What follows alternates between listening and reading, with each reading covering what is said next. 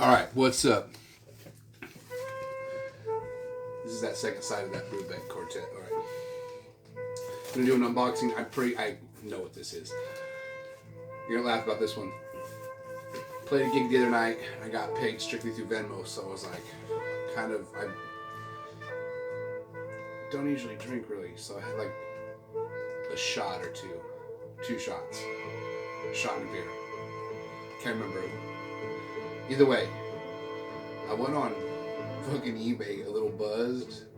I just went on I woke up the next morning and I was like, did I buy like records? A little buzzed and half awake last night? Yes, I did.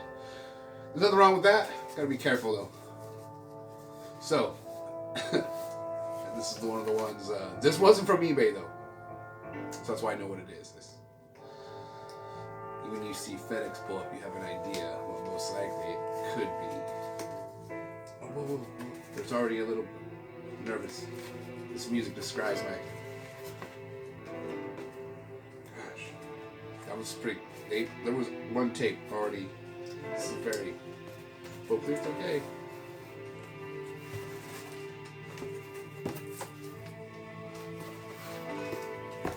My dog, sorry. My dog's like, what's up with this box? Alright. Did I just... Okay. Hope I didn't hit my other records with the edge of that cardboard. Booyah! Alright. Had to. They said they had it back in stock. This is number 2108. I'm a huge Rycooter fan. Mainly his early stuff. Well, I love all the soundtracks. Soundtracks are all phenomenal. All his music is phenomenal. But there's a couple records I have of his when I got when I was really young. And I was like, what happened here? But he was evolving, and it's like almost one album I have of his is more like he was doing Talking Head style music. And was one of the first albums to be recorded like on a computer with digital stuff. Anyways, digitally recorded. So he was ahead of the game on that. So that's what some of those albums are interesting about. But sound-wise, I don't feel like the totally different ballpark than his early stuff. His early stuff was so gritty, slide guitar, just gets to you. And I really haven't heard this much. I haven't heard this album at all. I know it's one of his early ones. It's original master recording. You got it. It's Rycooter on high fidelity, mobile fidelity. You gotta get one. And this is not a 45 RPM. So they're a little bit cheaper, and for the price, you can't go wrong. For the ones that are $34, you got to swoop up because, I mean, that's just a great deal.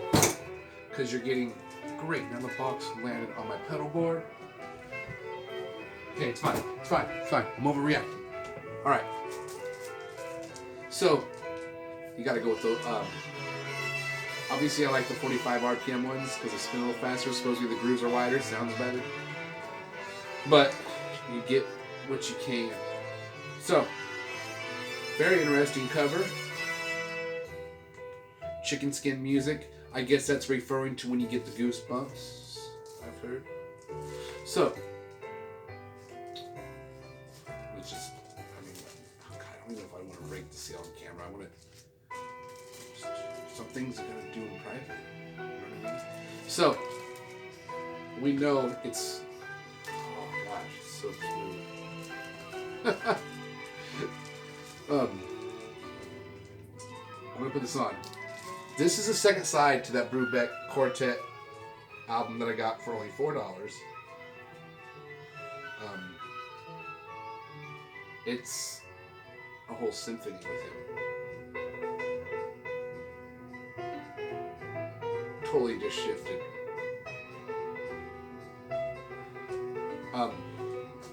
And now what I want to talk about, well, I'm here for you guys.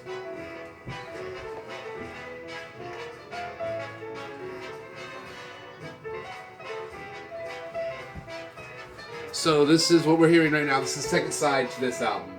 And it is Elementals. Elementals, conducted by Rayborn Wright.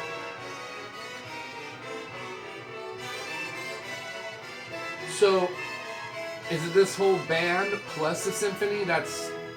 Most likely that's what it is. I didn't read the back.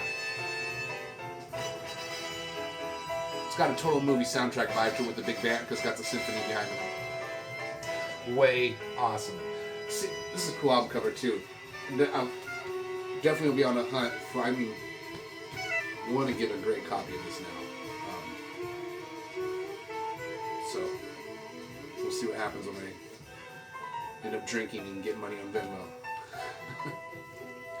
All right, this album. I should just do a whole episode on this one record, but it's getting snuck in right now. Ooh, this album is a killer. Very comparison to Blue Midnight by Kenny Burrell. And I even thought for a second, I was like, is that Kenny Burrell on guitar? It almost sounds like him. I wouldn't be surprised because all the lineup is legends, but it's Sam Brown on guitar who does a phenomenal job. This album is badass right now. I can't stop listening to this record. Got a way good vibe. It's got like bongos. It's got a world music vibe to it. Supposedly, I think he went to Brazil. Duke Pearson went to Brazil for a little while. Kind of got inspired by the music he was seeing over there. That's, I think, what I read. So, but yes, highly recommend it. It's called The Phantom. It's Duke. I don't even know what I said it. I don't even know if I've said the name of it. It's Duke Pearson, The Phantom, featuring Bobby Hutcherson. And I'm a huge Bobby Hutcherson fan. That was the second Tone Poet Series album I got. And I love them all. That one, I love vibraphones. So, great. Bobby Hutcherson is a really interesting player.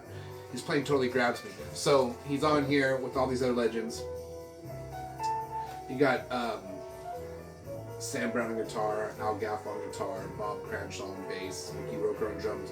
A lot of Victor Pantojo on conga, Potato Valdez on conga and guru, and Jerry Dajian on flute and alto flute. Hope I didn't chop the names too bad, but I don't really recognize any of these people, and that's my bad for not. But it's on Blue Note. It's a Tone Poet. It's not a gatefold. It's a single, which is kind of actually cool that mix it up, but it's a little cheaper. Like $31. Come on, can't go wrong. You know, for the quality and just the sound. This is it's a rap cover too. Like I don't even know where they're going with this album cover, but I like it. The Phantom. Is she the Phantom? Is he the Phantom? It's like, I don't know what's going on there. I like it. I like it when I'm all about colors totally make me feel different ways. It's crazy. That whole how Beethoven would see music in colors. I'm not that extreme. But colors have a huge effect on me just the same way as music does, so there's a big connection between the two, and I can somewhat see how he probably did think that way. So, just like, I don't know, the screen, I don't know what it is, the color of the picture, it's awesome, it gets to me. And then the music really matches this trippy cover. Go there. Try it, who knows. I'm still big on having an imagination because it seems like, I remember when I was a kid, you look at adults and they're like confused kids in older bodies. Now you're one of them, but you don't want to be confused. You want to be a confused kid in an old person's body. So you gotta just. But I feel like they lost their imagination. So at least if you end up being a kid in an old person's body, you still have an imagination. I think that's where I'm going with that. But either way.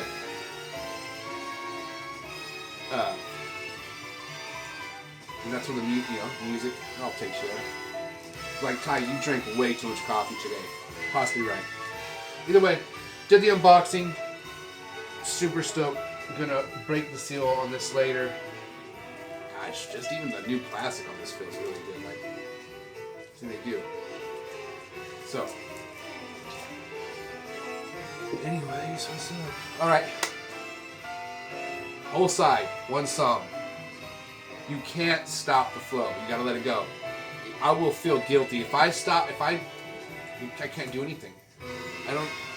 Even if the world is coming to an end and like everybody's like, run. Is there still power? I gotta finish the song and then I'll run. No one feels that way about when they're listening to vinyl? Comment if you do. Alright guys. later, like a ramble on. I would tell my friend, he's like, geez, you know, you got plenty of material to talk about, you know, considering your collection. And my collection's not like psycho big or anything like that. But he's like, and I was like, yeah, you know me, I can talk about a stain on a shirt for like 2 days. And he was laughing. Because has so much some truth to that. Usually my dog's up in the video. Now she's just over there chilling, cleaning her feet. Alright, guys. I'm a little thirsty right now.